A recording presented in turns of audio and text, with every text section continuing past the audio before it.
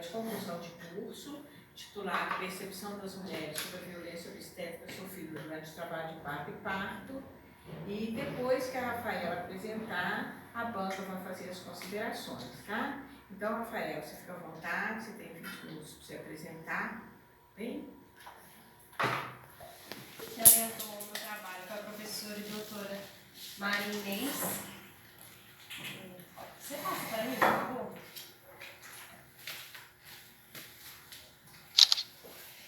Até o século XVIII, o parto ele era muito feito domiciliar, através das parteiras.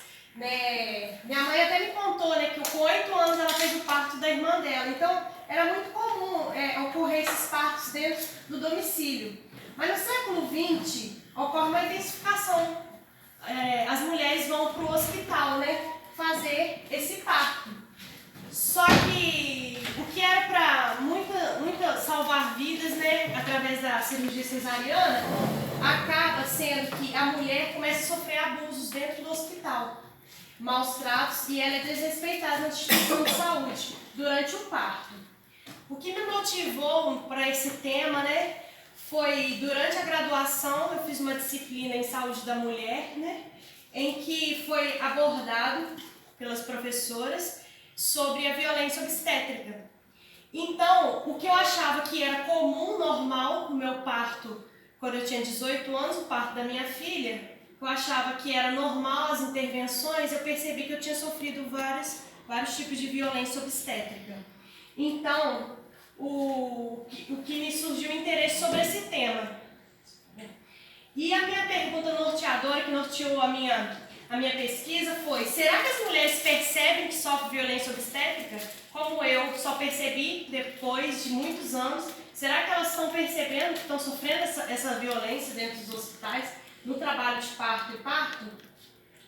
O objetivo era descrever se as mulheres percebem essa violência obstétrica. O objetivo principal da pesquisa durante o trabalho de parto e parto. E o secundário é investigar se houve alguma violência obstétrica e também identificar, se houve violência obstétrica, quais são os tipos de violências presentes. A minha metodologia foi uma abordagem qualitativa, que foi a melhor que encaixou na pesquisa. O método de amostragem em bola de neve, onde eu tive a primeira participante, a primeira entrevistada, e foi tendo indicações a partir da primeira. As entrevistas foram semi-estruturadas, que ocorreram entre março e novembro de 2019. Eu tive participação de 14 mulheres. A técnica foi a técnica de análise de conteúdo de Bardan, em que é dividido em 3 etapas. A primeira etapa, eu vou analisar as entrevistas na íntegra, vou digitá-las. A segunda etapa, eu vou categorizar através das falas das mulheres, eu posso desenvolver categorias. E a terceira etapa, eu vou interpretar os resultados. O cenário de estudo foi Juiz de Fora, Minas Gerais. E os critérios de inclusão e exclusão foram: o de inclusão, mulheres acima de 18 anos que tiveram experiência de parto hospitalar. E de exclusão foram as mulheres que não tiveram parto em Juiz de Fora. Todos os aspectos éticos foram respeitados. Todas as participantes assinaram um termo de consentimento livre, esclarecido, onde estava descrito sobre a pesquisa, e elas aceitaram e assinaram esse termo. O projeto, antes de coletar os dados, foi encaminhado ao Comitê de Ética e ele foi aprovado sobre esse número, que está em anexo aí com vocês. Né? Eu elaborei um instrumento de coleta de dados, está em apêndice 1, com as entrevistas semi-estruturadas, né? A primeira entrevista foi de uma conhecida minha e as outras participantes foram indicadas por amigos, e também solicitei indicação em redes sociais como Facebook. As entrevistas foram gravadas pelo celular, smartphone, e de acordo com o Ministério da Saúde, em 2015, a taxa de cesariana chega no Brasil hoje 56%, mas segundo a Organização Mundial da Saúde, a taxa teria que estar entre 15%. Então, ela já está com uma taxa muito elevada do que a Organização Mundial da Saúde preconiza. A cirurgia cesariana, sem indicação correta, ela pode aumentar o risco de complicações graves tanto para a mãe quanto para o bebê. E uma indicação de uma cesariana desnecessária é considerada uma violência obstétrica. Foi instituída uma lei, a Lei 23.175 de dezembro de 2018, que ela vai dispor sobre a garantia do atendimento humanizado a gestantes, a parturiente e a mulher em situação de abortamento. E ela vai falar algumas situações que são consideradas violência obstétrica. Eu citei somente algumas, tem mais dentro da lei. Como, por exemplo, se referir a parturiente, né, a mulher com termos depreciativos, xingamentos, é considerado uma violência obstétrica, não deve ser feito. Não valorizar necessidades básicas daquela mulher. Por exemplo, ela está sentindo sede, então privar ela de beber água, de se alimentar.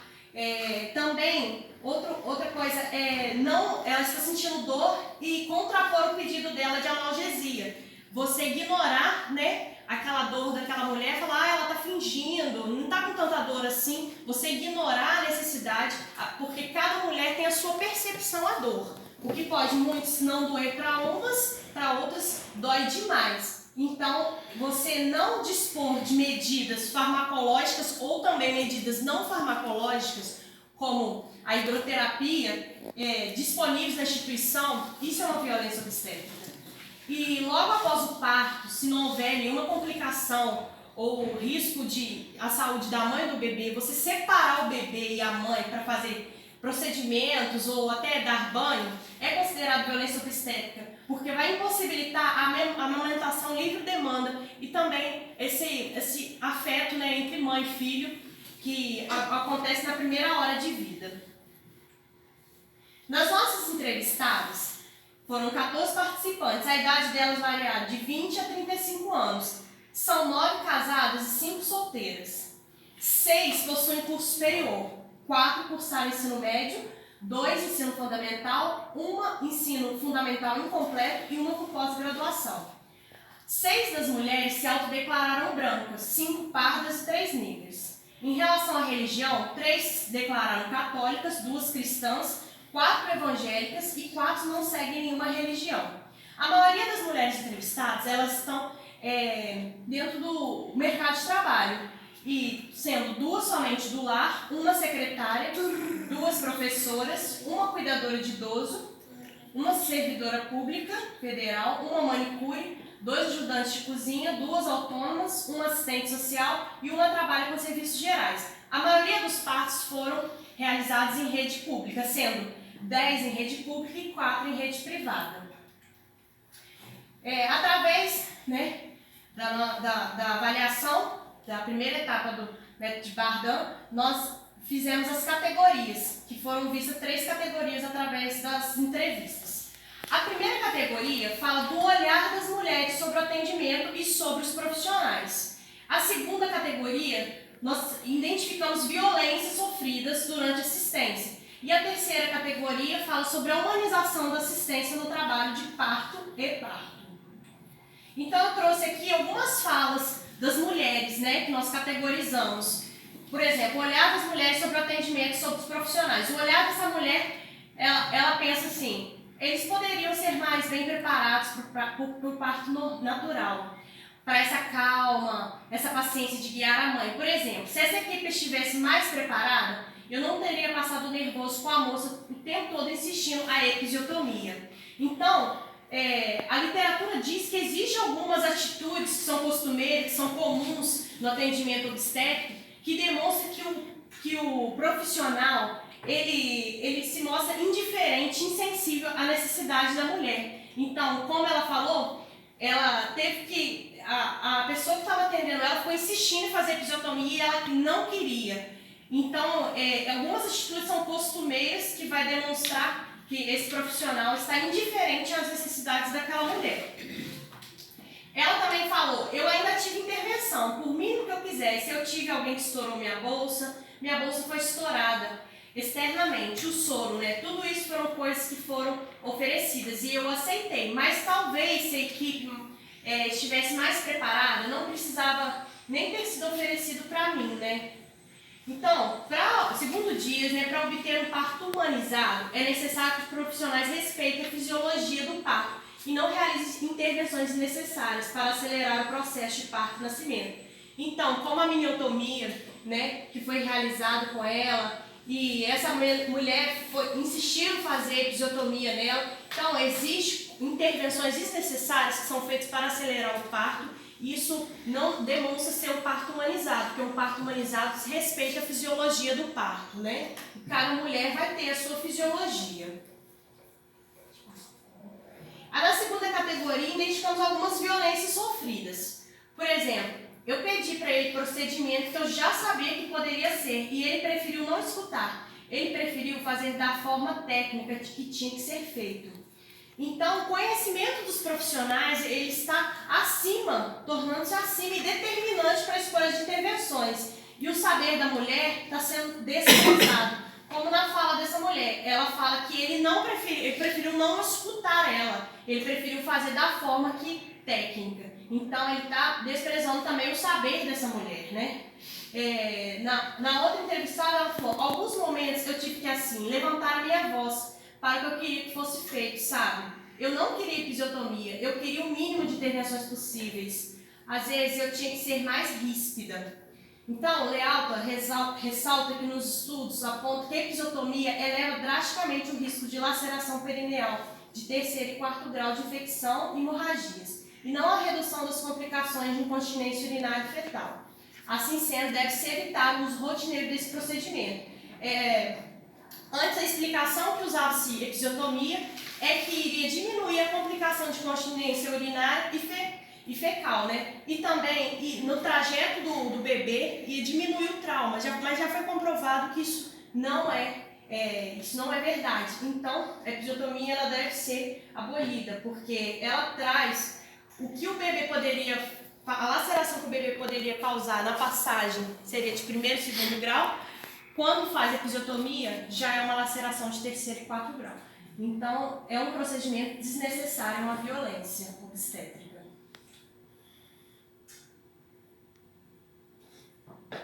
E também, continuando na categoria 2, sobre violência obstétrica, eles perguntavam, a mulher estava falando do atendimento, eles perguntavam, a gente pode fazer um exame de toque?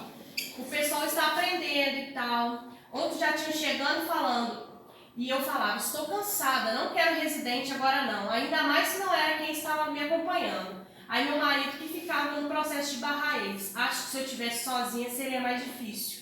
Segundo o Ministério da Saúde, é recomendado que haja um intervalo mínimo de 4 horas. Então, toda hora perguntando, a gente está querendo aprender, pode fazer o toque. Toques excessivos é ruim para a mulher, causa dor, constrangimento e não é indicado. Não é indicado, tem que dar um intervalo de 4 horas. Não tem nenhuma indicação que fale que seria um ponto positivo, repetitivos toque. E na terceira categoria, fala sobre a humanização da assistência no trabalho de parto e parto.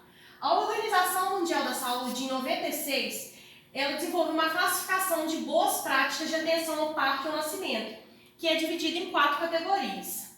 Primeiro, as práticas demonstradamente úteis e que devem ser estimuladas. Então, são boas práticas que devem ser estimuladas e continuar sendo feitas. As práticas claramente prejudiciais ou ineficazes, elas devem ser eliminadas. Então, são práticas que são feitas rotineiramente que devem ser eliminadas, porque elas são prejudiciais e não são eficazes. Também a terceira categoria, desenvolvida pela OMS, é que as práticas sem evidência suficiente para apoiar uma recomendação clara e que deve ser utilizada com cautela, até que as pessoas esclareçam a questão. Então, existe ainda práticas que não foram evidenciadas cientificamente, então elas não devem ser feitas ainda até ter uma comprovação. E a última classificação é práticas frequentemente usadas de modo inadequado. Então, são práticas rotineiras na assistência obstétrica que são usadas de forma inadequada. E eu trouxe algumas falas dessas mulheres. Ele nasceu, já peguei ele direto no colo, nem limparam. Aí ela falou o nome do bebê. Só enrolaram ele no paninho, né, para ele ficar quentinho. Colocaram uma touquinha do hospital na cabeça dele e me deram ele no colo. Aí eu fiquei com ele um tempo, botei ele para mamar um pouquinho. O contato de pele a pele contribui para a sucção eficaz, aumento da prevalência e duração da lactação. Influencia de forma positiva a relação da mãe com o bebê. Então, logo o bebê nasce, você dá ele para a mãe, igual ela falou, só enrolou ele no paninho, colocou uma touquinha e colocar ele para amamentar, auxilia muito nessa relação. Também auxilia que o bebê já aprende a amamentar, fazer a sucção, né? E a outra entrevistada disse, fiz bastante caminhada, bastante enfermeiras vinham conversar, me dar apoio, me explicar como fazer na hora de expulsar o bebê, né? Na hora da expulsão do bebê, aí eles vinham, me explicavam como fazia com a respiração. Já outra entrevistada falou, eu, graças a Deus, tive uma experiência muito boa no parto humanizado que aconteceu na rede pública. Então, a Rede pela Humanização de Parto e Nascimento, em sua criação, traz 5 principais objetivos. Um deles é incentivar as mulheres a aumentar sua autonomia e poder de decisão sobre seus corpos, principalmente durante o parto. Esses objetivos têm sido alcançados por meio da progressiva participação feminina, que reivindica a melhoria da qualidade de serviços prestados ao parto e nascimento. Então, essas mulheres, né, estão muito felizes com a assistência obstétrica humanizada. E eu trouxe essa categoria para mostrar também que ainda a assistência obstétrica tem seus pontos positivos ainda, né? E essa mulher que ela tem autonomia no corpo dela, que a mulher ela vai ser a protagonista do parto e não o profissional de saúde, então traz muitos pontos positivos e ela se sente melhor. E ela tem uma experiência de parto, uma boa experiência de parto, não uma experiência marcada por violência. Na nossa pesquisa, nós concluímos que alguns profissionais estão habilitados prestando assistência adequada e humanizada, não sendo as parturientes puérperas submetidas à violência obstétrica. Como eu trouxe a fala de algumas mulheres falando que o parto foi muito bom, que eles deixavam elas caminhar, né? Então, e também existe o uso de intervenções desnecessárias que dê respeito desrespeito com a mulher durante esse período. Então, durante o período que ela está lá, existe ainda os profissionais que a respeitam, que tratam ela com parto humanizado, e tem os profissionais que submetem ela a intervenções desnecessárias. As mulheres, em nenhum momento citaram que sofreram violência obstétrica. Apesar de muitos relatos positivos, ainda se percebem maus tratos. Então, elas pensam que fui maltratada, não gostei da assistência, mas eu não sofri violência obstétrica. Ela não consegue identificar que sofreu a violência. Ela acha que aquilo é um maus trato, que é ruim, que é um procedimento ruim, não é legal. Né? Igual uma das participantes das entrevistadas falaram, o meu parto foi muito bom, só não aconselho esse negócio de toque e soro. Então ela identifica que não é bom para ela, mas ela não consegue identificar que é uma violência. Percebi também que as mulheres com nível de escolaridade superior defenderam-se com mais segurança das violências obstétricas. As mulheres que tinham mais conhecimento, elas, mesmo que não fosse conhecimento na área obstétrica, o que elas faziam? Elas estudavam sobre a fisiologia do parto, elas estudavam o que era necessário no parto e o que não era. Então elas buscavam conhecimento. Já as outras participantes que tinham escolaridade menor, elas não estudavam para fazer o parto, elas achavam que o profissional iria tratar ela com respeito. Então nós conseguimos ver que elas conseguiam se defender e falar, eu não quero episiotomia, eu não quero toque. Então, percebemos através dessas entrevistadas que quem tinha um nível superior conseguia se defender da violência, mas elas não conseguiram identificar que sofreram. Foi identificado também que a atenção dos profissionais de enfermagem foi destacada para que as mulheres tivessem um parto respeitoso. Então, foi falado muito bem dos enfermeiros, principalmente dos enfermeiros obstetras. Falaram-se que quando existiam enfermeiros obstetras, eles eram bem tratados, não eram imposto uma posição, era sempre o melhor para a mulher. Então foi destacado o profissional de enfermagem como se fosse auxiliar para ter um parto respeitoso. Eu pretendo divulgar esse estudo aos profissionais envolvidos no atendimento ao parto e nascimento, para que possamos ter um parto humanizado, né, e uma assistência obstétrica mais eficaz e sem traumas e sem violência. Eu trouxe essa mensagem aqui. Para a gente poder mudar o mundo, preciso primeiro mudar a forma de nascer, né? Michel Odanto falou isso. Então é necessário primeiro, antes da gente querer mudar o mundo, vamos mudar a forma de nascer. Minhas referências. Muito obrigada. Do meu lado, Grace também. Todos vocês que estão aqui. Muito obrigada.